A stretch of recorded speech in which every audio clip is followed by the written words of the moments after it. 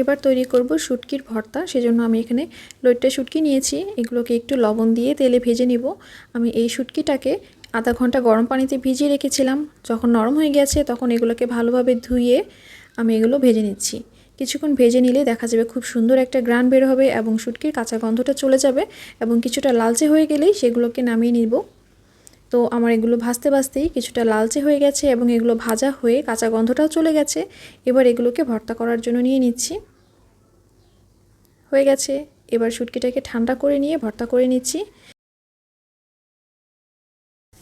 শুটকি ভর্তা তৈরির জন্য আমি কিছুটা কাঁচা পেঁয়াজ নিব এবং ভাজা পেঁয়াজও নিব, সাথে কাঁচামরিচ এবং ভাজা মরিচ দুটোই নিব, আর নিয়ে নিব ধনিয়া পাতা, রসুন। এবার এগুলোকে কিছুটা ম্যাশ করে নিব লবণ এবং সরিষার তেল দিয়ে।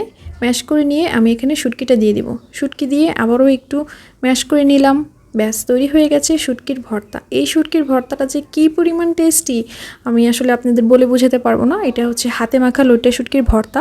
আমার আম্মু এভাবে ভর্তা তৈরি করে, তার সেখান থেকে আমি শিখেছি।